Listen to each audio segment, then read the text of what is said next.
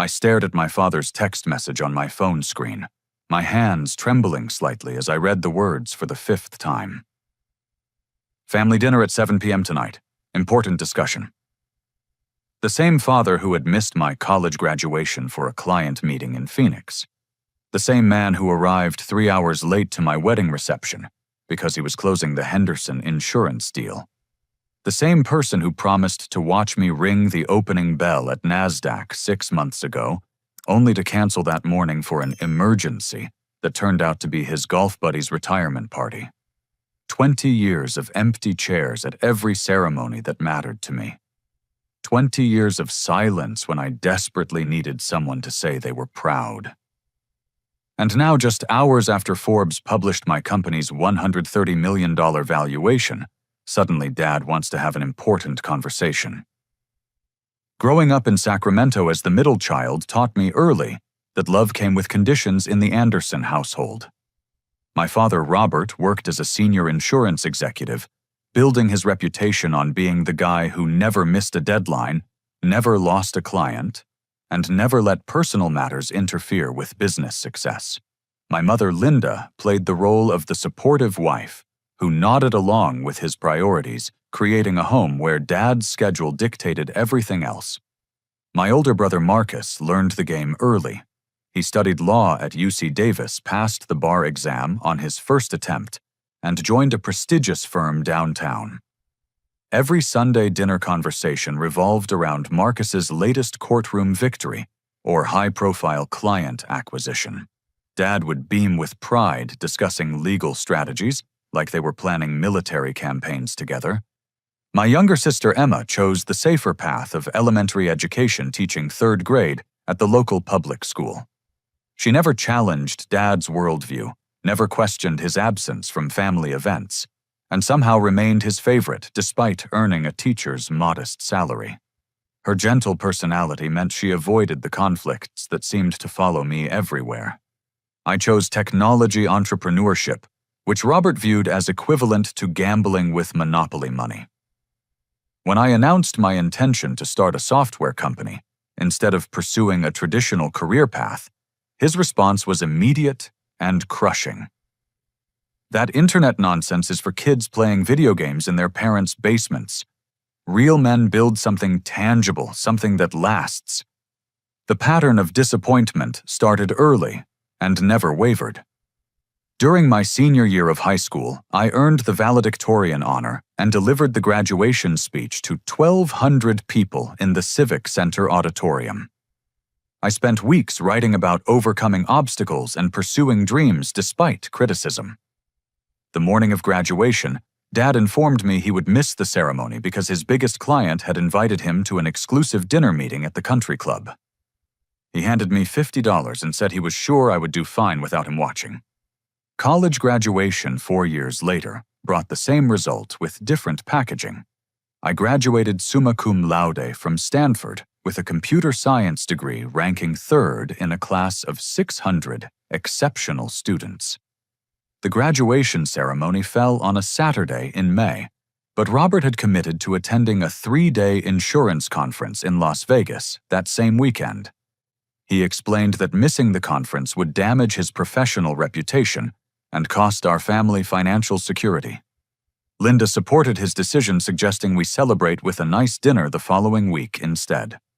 My wedding day presented the ultimate test of his priorities.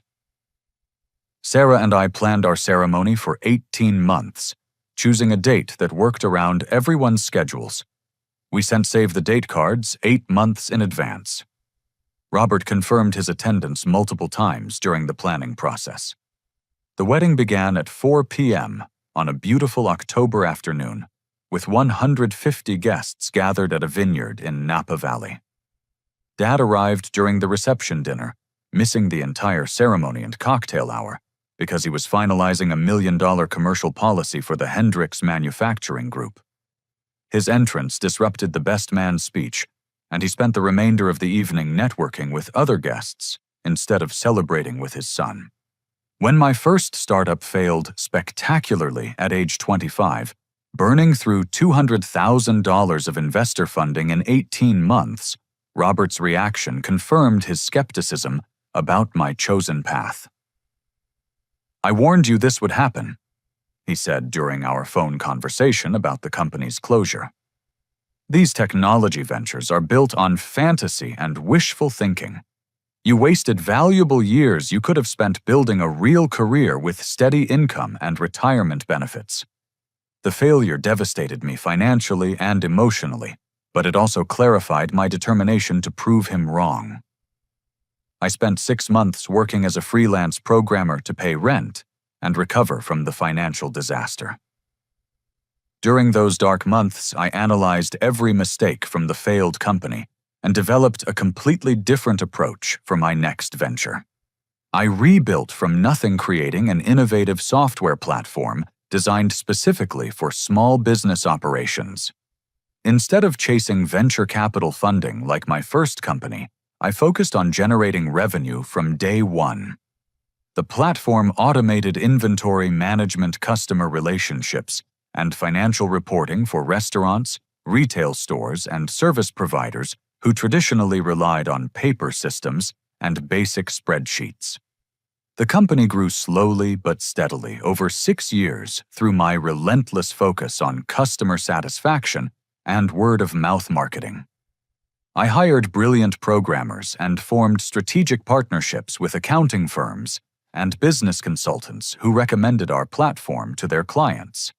We processed millions of transactions for thousands of small businesses across 38 states, generating consistent profits while competitors burned through investor funding, pursuing rapid growth. Throughout this 6-year journey, I stopped sharing business updates with my family. I learned that success without their acknowledgement felt better than sharing struggles that would confirm Robert's negative predictions. Sarah witnessed my gradual withdrawal from family communications, understanding that protecting my mental energy required setting boundaries with people who undermined my confidence. The climactic revelation that shattered my understanding of the family dynamic came through an unexpected source. I discovered through the Forbes article's online comments section that Robert had been secretly monitoring my company's progress for the past 2 years. One comment from Robert Insurance 47 praised the article's accuracy and mentioned being proud of my son, the tech entrepreneur, who had built something meaningful for American small businesses. My hands shook as I read his words, realizing he had been following my success while maintaining his dismissive attitude during our rare conversations. This contradiction revealed a complexity in our relationship that I had never considered possible. 3 months before the Forbes article changed everything my company achieved, the milestone I had dreamed about since rebuilding from my first failure. We completed our initial public offering, transforming from a private software company into a publicly traded corporation with shares available on the NASDAQ exchange. The IPO process consumed 8 months of preparation, working with investment bankers, securities lawyers, and financial analysts to present our company's value to potential investors. The final valuation exceeded every projection, with institutional investors purchasing shares at $22 each, giving us access to $45 million in growth capital. The traditional ceremony for newly public companies involves the company founder ringing the opening bell at the NASDAQ market site in Times Square, surrounded by employees, investors, and family members. I specifically planned this moment as an opportunity for my family to witness and share in my professional achievement after years of missed celebrations. I called each family member personally to extend the invitation, explaining the significance of the ceremony and how much their presence would mean to me. Robert expressed enthusiasm about attending, asking detailed questions about the logistics and promising to arrange his schedule accordingly. Linda confirmed her excitement about visiting New York City and witnessing this important milestone. Marcus cleared his court calendar for the week, and Emma requested a substitute teacher to cover her classes. The morning of the ceremony, I woke up in my Manhattan hotel room feeling nervous excitement about sharing this moment with my family. I had purchased first-class airline tickets for everyone, arranged luxury hotel accommodations, and planned a celebration dinner at a 5-star restaurant overlooking Central Park. My phone rang at 7:30 a.m. with Robert's name on the caller ID. His voice carried the familiar tone I had learned to dread over 20 years of similar conversations. "Larry, I have terrible news about today's ceremony. The Pemberton Group called an emergency meeting about their expansion plans, and they specifically requested my attendance. This client represents 30% of our annual revenue, and missing this meeting would jeopardize our relationship with them." Before I could respond, he continued with his justification. "You understand how business works now, so I know you'll appreciate that sometimes we have to make difficult choices to protect our financial obligations. Linda decided to stay here with me since we already paid for the hotel room, and it would be wasteful to abandon the reservation." Within 2 hours, Marcus called with his own crisis. A court hearing for his biggest case had been unexpectedly rescheduled to the exact same day as my ceremony, requiring his immediate attention. Emma followed with news of a sudden flu that made travel impossible despite feeling fine during our conversation the previous evening. I stood alone at the NASDAQ podium at 9:20 a.m., surrounded by my employees, early investors, and business associates, but completely abandoned by the people whose approval I had spent my entire adult life seeking. The market opening ceremony proceeded flawlessly, with cameras capturing the historic moment for financial news networks and company archives. During post-ceremony interviews with business journalists, several reporters asked about my family's reaction to the company's success and their pride in my achievement. I deflected, awkwardly claiming they were supporting from California and would celebrate privately later. The professional aspects of the day exceeded every expectation, with our stock price closing 15% above the initial offering price and analysts praising our business model in financial publications. My employees celebrated enthusiastically at an upscale restaurant near the Exchange, toasting our shared success and discussing expansion plans enabled by the new funding. That evening, alone in my hotel room, I attempted to share the day's excitement with my family through phone calls. Robert's phone went directly to voicemail. Linda answered briefly, offering congratulations before explaining that Robert's meeting had run late and they were dealing with complicated client issues that required immediate attention. Marcus sent a text message saying, "Great job today, proud of you," followed by 3 celebration emojis. Emma called, but spent most of the conversation describing her flu symptoms and apologizing for missing the big day without expressing specific interest in what had actually happened during the ceremony. The following weeks brought a gradual realization that this pattern would never change unless I forced a fundamental shift in our family dynamic.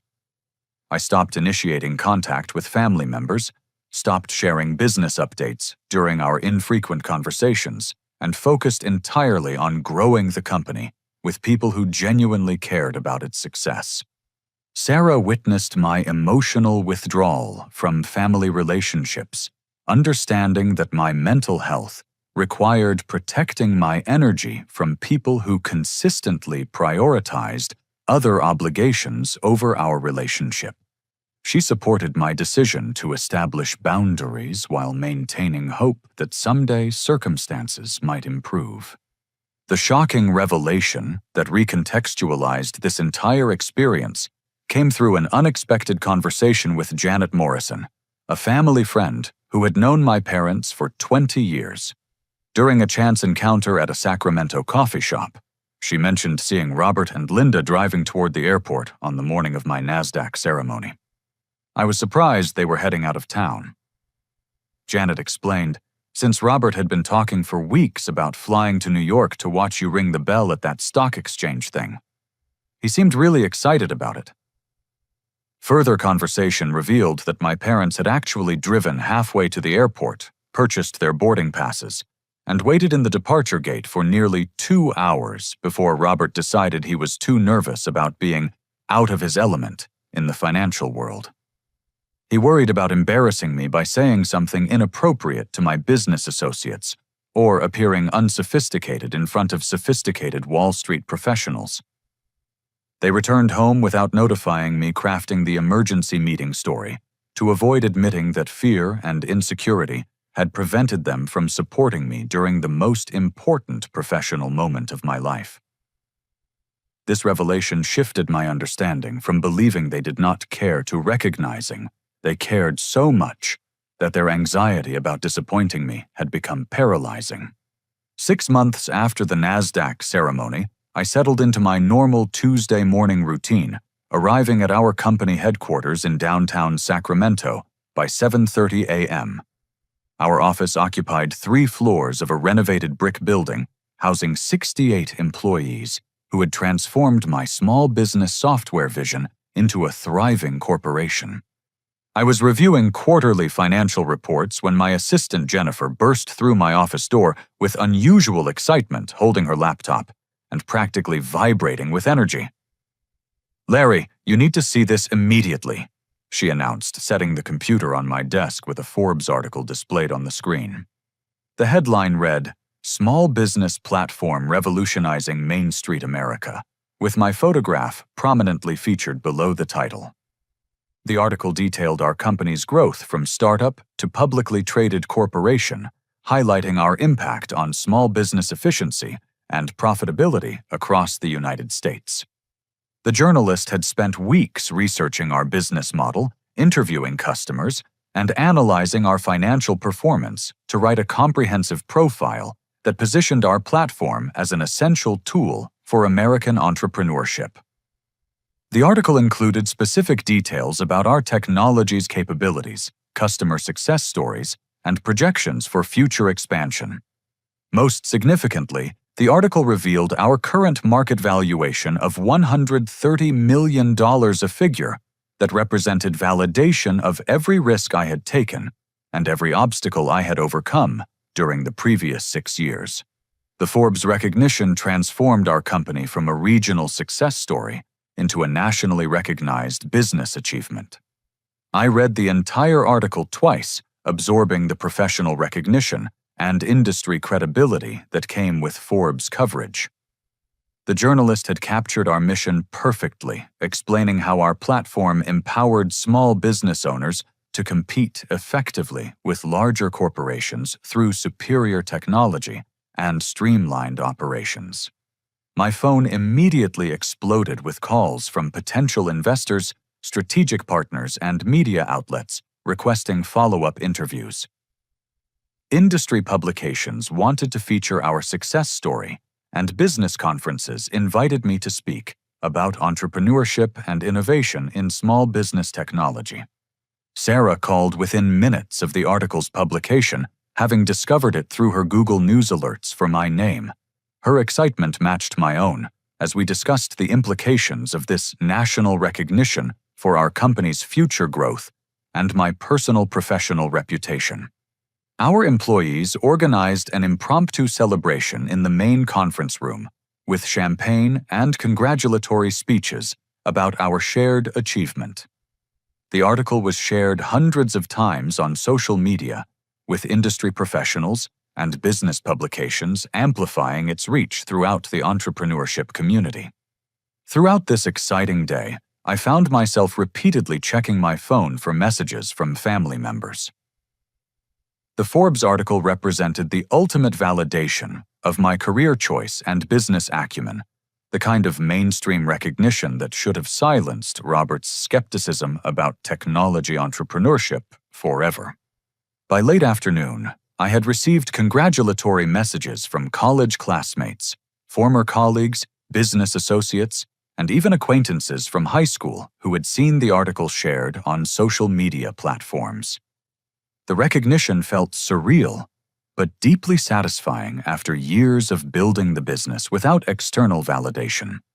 As evening approached, my family's silence became increasingly conspicuous and painful.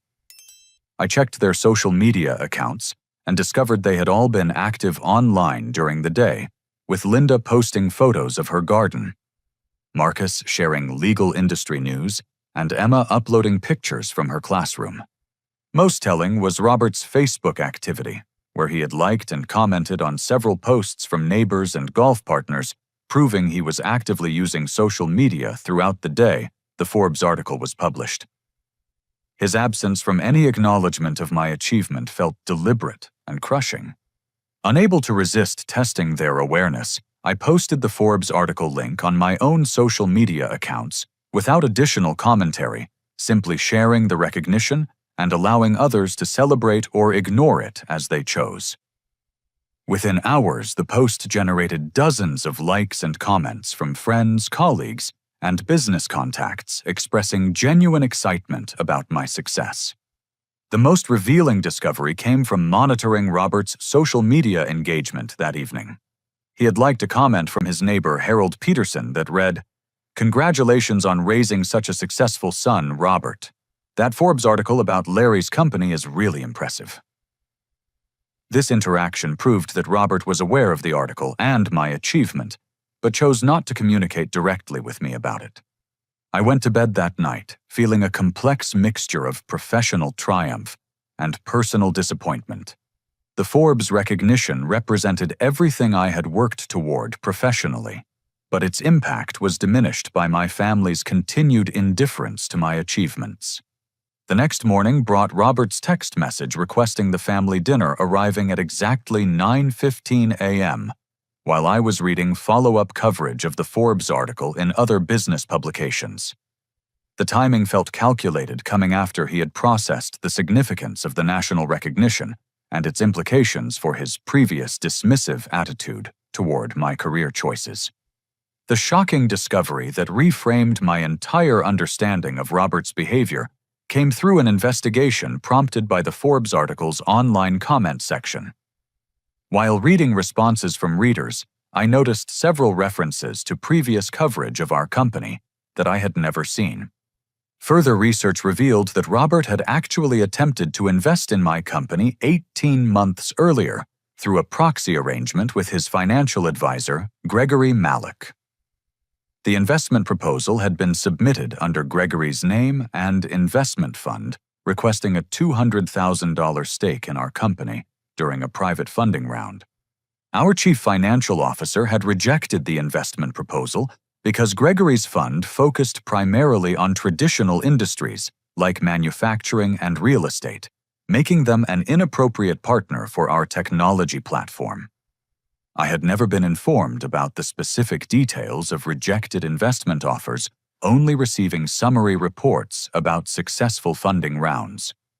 This revelation meant that Robert had been attempting to support my business financially while maintaining his publicly dismissive attitude about technology entrepreneurship.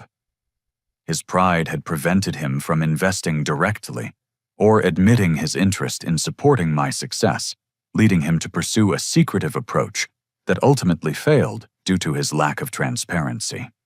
The discovery of Robert's secret investment attempt changed my entire approach to the upcoming family dinner.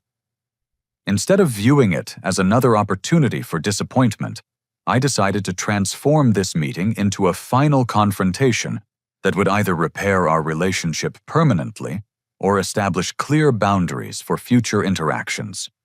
I called my business attorney David Walsh first thing Wednesday morning, explaining the complex family dynamic and my plan to bring transparency to decades of miscommunication. David had handled our company's legal affairs since the beginning, witnessing my professional growth and understanding the personal challenges that had motivated my business success. "Larry, you have every right to address this pattern," David assured me during our conference call. "But consider approaching it strategically rather than emotionally. Document the facts, present them clearly, and let the evidence speak for itself without attacking their character directly." Following David's advice, I spent Wednesday afternoon creating a detailed timeline of significant family events and Robert's absence from each occasion. The document included specific dates, stated reasons for his absences, and the actual activities he prioritized instead of attending my milestones. The timeline revealed a pattern more devastating than I had realized when considered collectively. Graduation ceremony missed for client dinner. Wedding ceremony missed for business deal. IPO celebration missed for golf event disguised as emergency meeting. Each individual absence might be justifiable, but together they demonstrated a consistent prioritization of professional networking over family relationships. I called my executive assistant Jennifer to discuss arranging something unprecedented for the dinner meeting. Jennifer had worked with me for 4 years, managing complex business negotiations and understanding the importance of controlling meeting dynamics through careful preparation. I want to bring Amanda Rodriguez, the Forbes journalist, to dinner with my family, I explained to Jennifer. She's working on a follow-up article about successful entrepreneurs and family relationships. Having her there will ensure honest conversation and create accountability for everyone involved. Jennifer contacted Amanda immediately, discovering that she was indeed researching family dynamics among successful business leaders for a series of articles about work-life balance in American entrepreneurship. Amanda agreed to attend the dinner as both a journalist and neutral observer, providing professional context for our personal discussion. My next call went to Theodore Ted Blackwood, my mentor and early investor, who had become more of a father figure than Robert had ever been. Ted was 70 years old, a self-made millionaire who had built and sold 3 successful companies during his career, and someone whose wisdom I trusted completely. Ted, I need your perspective on something important. I began explaining the dinner situation and my plan to address the family relationship issues directly. Would you consider joining us? I could use someone there who understands both business success and healthy family relationships. Ted agreed immediately, understanding that this dinner represented a crucial moment in my personal development. Larry, you've reached a point where financial success gives you the leverage to demand authenticity in your relationships. Use that power wisely, but don't be afraid to use it. I selected the restaurant carefully, choosing Morton's Steakhouse, where Robert frequently entertained his most important clients. The familiar environment would make him comfortable initially, while the upscale setting would emphasize the seriousness of our conversation. Throughout Wednesday evening, I rehearsed key points I wanted to address, focusing on specific examples rather than general complaints. Sarah supported my approach while expressing concern about permanently damaging family relationships that might be repairable through more gradual communication. I understand your frustration, Sarah said as we discussed the plan over dinner. But consider that they might be just as confused about how to bridge the gap between your worlds as you are. Sometimes people need help learning how to show support in ways that feel authentic to them. Thursday morning, Jennifer confirmed all arrangements with Amanda and Ted coordinating transportation and ensuring everyone understood the dinner's purpose and significance. Amanda planned to take notes for her article, but agreed to focus primarily on observing family dynamics rather than conducting formal interviews. The final piece of my preparation involved researching Robert's recent business activities through publicly available information and industry contacts. I wanted to understand his current professional pressures and recent achievements to address his behavior from an informed perspective rather than purely emotional reaction. What I discovered through this research completely altered my understanding of the entire situation and added another layer of complexity to the upcoming dinner conversation. Jennifer had contacted Gregory Malik, Robert's financial advisor, to gather background information about their business relationship. During their conversation, Gregory inadvertently revealed that Robert had been meeting with Ted Blackwood monthly for the past 6 months, seeking advice about how to reconnect with me without damaging his professional reputation or admitting his previous mistakes. Your father has been taking business courses at the community college, Gregory explained to Jennifer. He's learning about technology companies and startup funding because he wants to understand your industry well enough to have meaningful conversations with you about your work. This information completely reframed the dinner invitation. Robert was not reaching out because of my Forbes recognition to claim credit or seek financial benefit.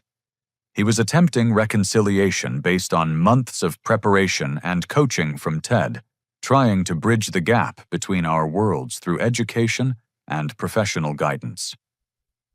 The revelation that Ted had been secretly advising Robert about repairing our relationship added another dimension to the evening's dynamics. Ted's agreement to attend the dinner was not just about supporting me, but also about facilitating a reconciliation process he had been nurturing from both sides. I arrived at Morton's Steakhouse Thursday evening at precisely 7 p.m., accompanied by Amanda Rodriguez and Ted Blackwood. The hostess led us to a private dining room where my family was already seated around a large circular table, looking noticeably nervous and underdressed compared to the restaurant's upscale atmosphere. Robert's shock at seeing the Forbes journalist and Ted was immediately visible. His face drained of color as he realized this would not be the private family conversation he had planned. Linda's eyes widened with anxiety, while Marcus and Emma exchanged confused glances about the unexpected nature of the gathering. "Everyone, I'd like you to meet Amanda Rodriguez from Forbes, who wrote the article about our company," I announced while taking my seat. "And this is Ted Blackwood, my mentor and early investor. I thought it would be valuable for you to meet the people who understand and support my business." The introductions were awkwardly formal, with Robert struggling to make conversation with Amanda, while clearly intimidated by Ted's presence. Linda attempted to fill the uncomfortable silence with questions about New York City and the Forbes magazine offices, but her nervousness made the conversation feel forced and artificial. After ordering appetizers and drinks, I took control of the conversation by addressing the reason for our gathering. "I appreciate everyone finally making time in their busy schedules to have this discussion." I began emphasizing the word "finally" to highlight the rarity of their availability for family matters. Robert immediately launched into his prepared speech about family being the most important priority in his life, but I interrupted him by pulling out the timeline document I had prepared. Since we're talking about priorities, I thought it might be helpful to review some specific examples from the past few years. I began reading dates and details from my documentation, starting with my high school graduation ceremony that Robert missed for Harold Peterson's retirement dinner, continuing through my college graduation, missed for the Las Vegas Insurance Conference, and culminating with the NASDAQ ceremony abandoned for what he called an emergency meeting. May 15th, 2023. I continued reading. IPO ceremony at NASDAQ market site in New York City. Reason given for absence: emergency meeting with Pemberton Group about expansion plans. Actual activity: golf outing with Harold Peterson, Bill Hendricks, and Tom Morrison at Sacramento Country Club, as documented on Harold's Facebook photos posted that same afternoon. The table fell into stunned silence, as the documented evidence contradicted Robert's stated reasons for missing my most important professional milestone. Linda's hands covered her mouth in shock, while Marcus and Emma shifted uncomfortably in their chairs, realizing the extent of the deception. Amanda took notes discreetly while observing the family dynamics, occasionally asking Robert direct questions about his decision-making process during these conflicts between family obligations and business priorities. "Mr. Anderson." Amanda interjected professionally, "How do you balance supporting your son's achievements with maintaining your own career responsibilities?" Many successful professionals struggle with this challenge. Robert's face reddened as he attempted to justify each absence with explanations about financial pressures and client obligations. "You have to understand that my business requires constant attention to client relationships. Missing important meetings could jeopardize our family's financial security." I countered his justification by discussing our company's success and the irony of him missing celebrations of achievements that had made me independently wealthy. "Dad, our company generated $12 million in profit last year. I'm not exactly struggling financially while you're protecting the family from poverty." Ted had remained silent throughout this exchange, observing the family interaction with the analytical perspective of someone who had navigated similar challenges during his own entrepreneurial career. His presence added gravity to the conversation while providing a benchmark for healthy family business relationships. The emotional breakthrough began when Linda finally spoke up, her voice shaking with suppressed feelings. "Larry, we were scared." She admitted, tears beginning to form in her eyes. "Your success happened so quickly, and we didn't understand your business or know how to fit into that world." Marcus followed his mother's emotional honesty with his own confession. "I've been intimidated by your achievements for years," he revealed, his voice barely audible. "Everything I accomplished in law school and my career felt insignificant compared to building a company and taking it public." Emma's contribution surprised everyone with its directness and vulnerability. "I wanted to attend all those events, but the family tension made everything feel awkward and uncomfortable. I was afraid that going would make things worse between you and Dad instead of better." The conversation continued for nearly an hour, with each family member expressing feelings and perspectives that had been suppressed for years. Robert struggled to maintain his defensive position as the evidence of his behavior became undeniable, while Linda, Marcus, and Emma gradually opened up about their own insecurities and fears. Amanda stopped taking notes entirely, moved by the genuine emotion, and recognizing that this family's struggle represented universal challenges faced by many American families navigating success and changing dynamics.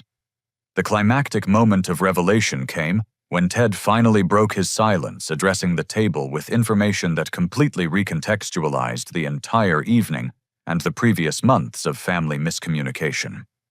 "I think there's something everyone needs to know." Ted announced, his authoritative voice commanding immediate attention from everyone at the table. "Robert has been meeting with me monthly for the past 6 months, not for business advice, but because he asked me to teach him about technology companies and startup funding, so he could understand Larry's work well enough to have meaningful conversations with his son." The silence that followed Ted's revelation was profound and transformative, shifting the emotional energy of the entire evening from confrontation to understanding. Ted's announcement created a moment of absolute stillness around the dinner table.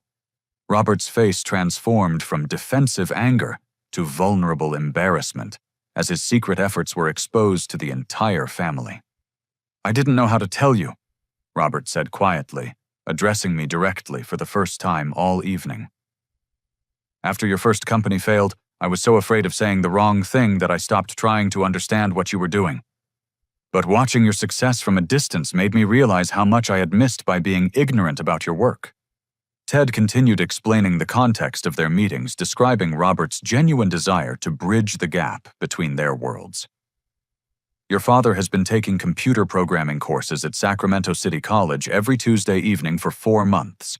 He's reading technology business journals and studying venture capital funding models because he wants to speak your language fluently enough to be helpful, instead of just supportive."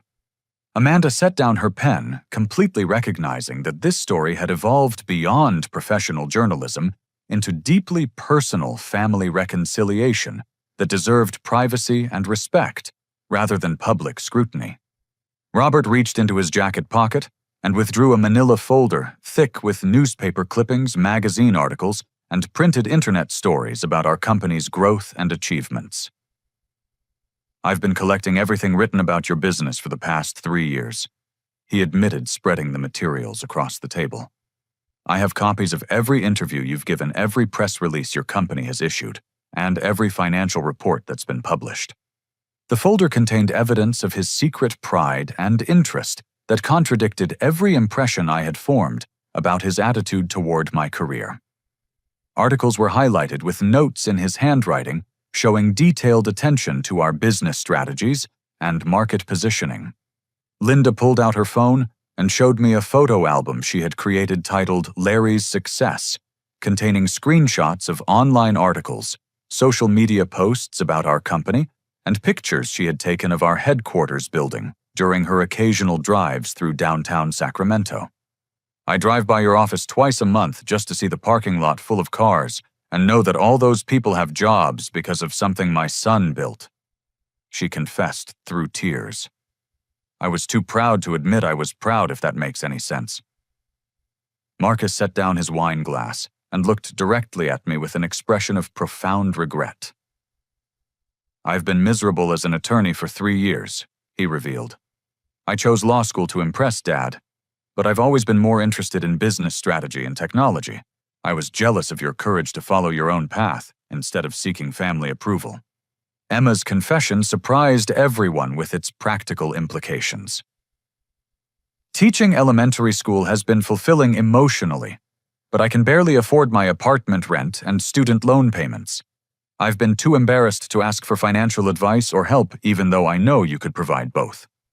The emotional dam had broken completely, with years of suppressed feelings and miscommunications pouring out in rapid succession. Robert's carefully maintained facade of professional confidence crumbled as he admitted his fears and insecurities about being inadequate support for his son's unprecedented success. "When you started that first company, I was terrified you would fail and get hurt financially," Robert explained, his voice cracking with emotion. "When it did fail, I thought my criticism would protect you from making the same mistake again. But when you started the second company, I was even more terrified that you would succeed beyond anything I could understand or contribute to." Ted revealed additional details about their coaching sessions that illuminated Robert's genuine efforts at personal growth. "He's been practicing conversations with me about technology and business strategy. We role-play scenarios where he asks informed questions about your company's operations and market positioning." The most shocking revelation came when Robert described his secret investment attempt through Gregory Malek's financial advisory firm.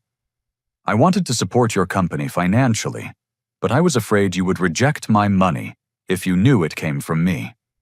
I thought investing anonymously would prove my confidence in your business without forcing you to deal with my previous skepticism."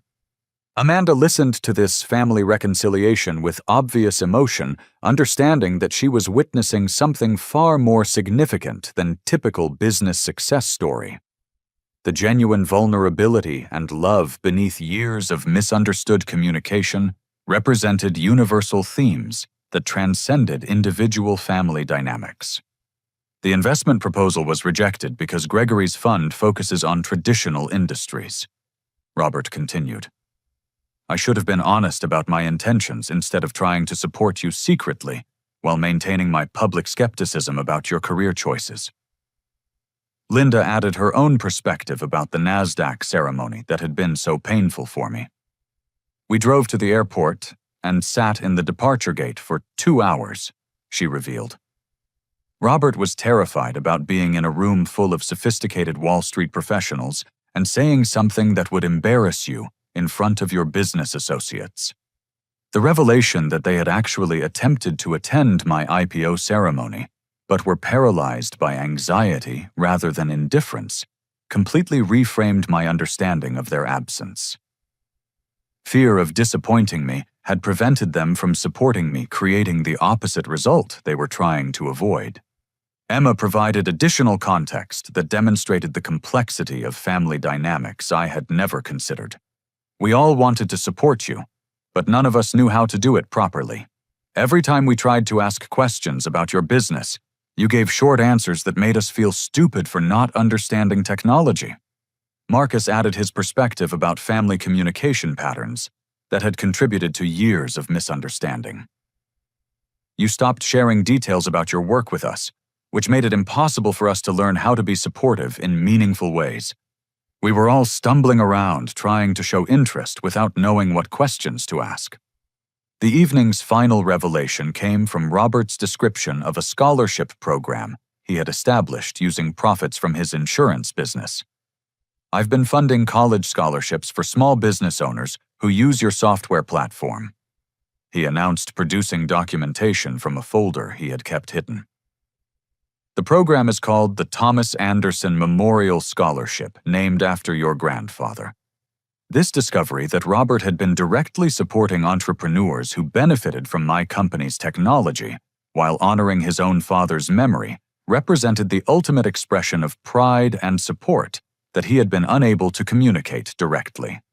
The emotional weight of these revelations settled over our table like a warm blanket, replacing years of tension and misunderstanding with genuine connection and mutual respect. I felt the tight knot in my chest that I had carried for so long finally beginning to loosen as I processed the reality of my family's hidden support and love. Amanda gracefully excused herself from the table, recognizing that the remaining conversation deserved privacy.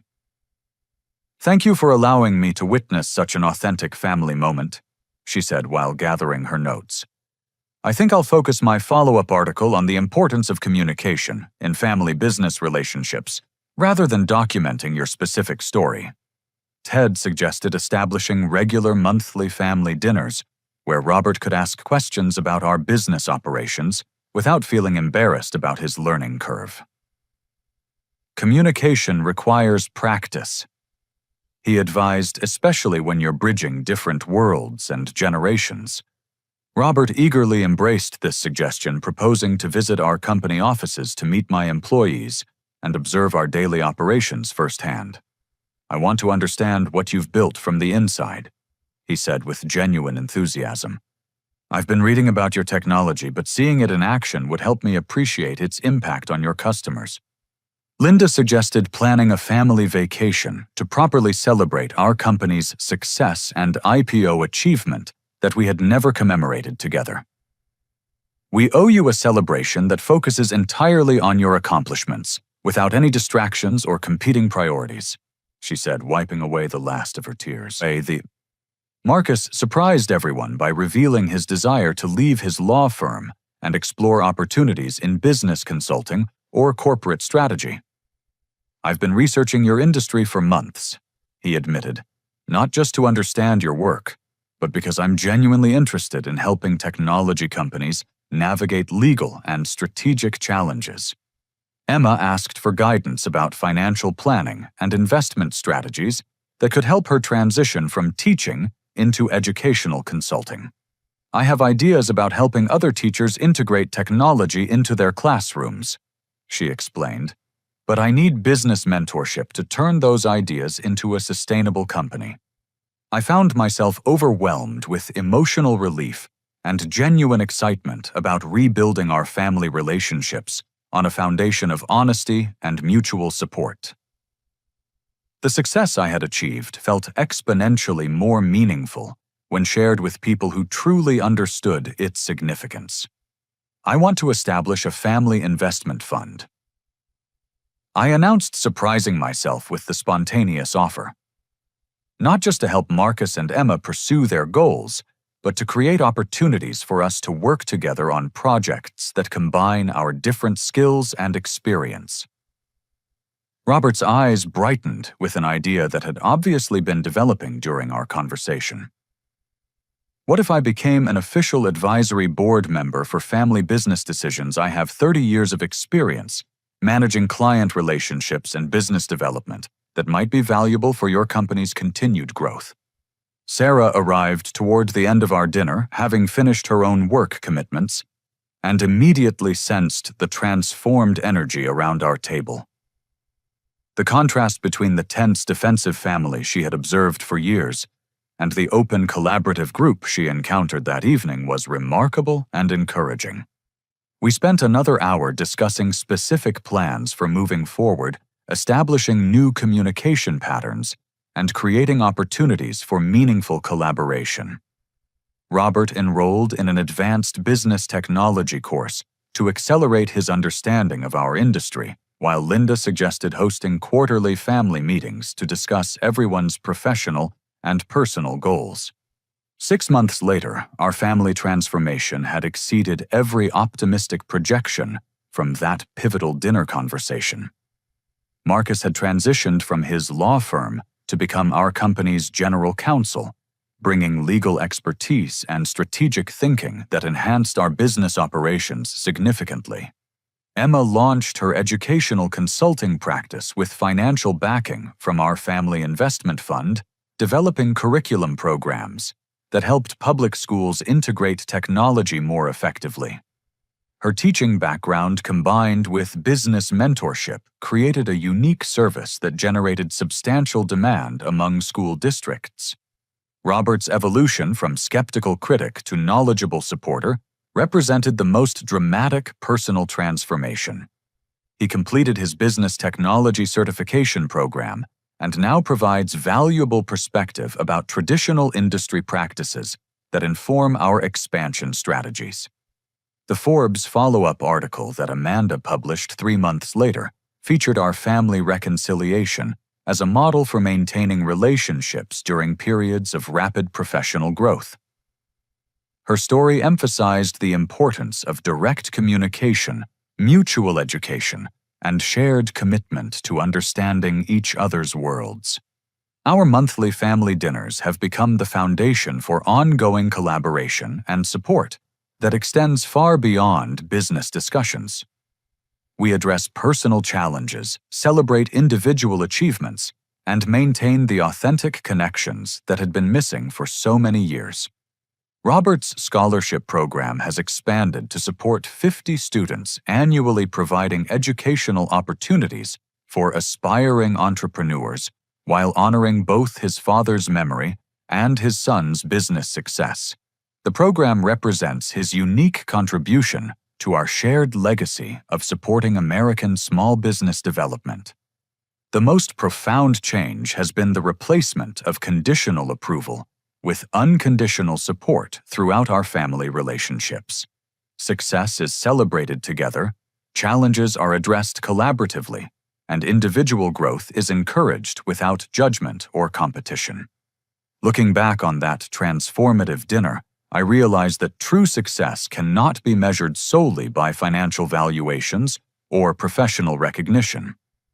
The Forbes article and our company's growth created the leverage necessary to demand authenticity in our relationships.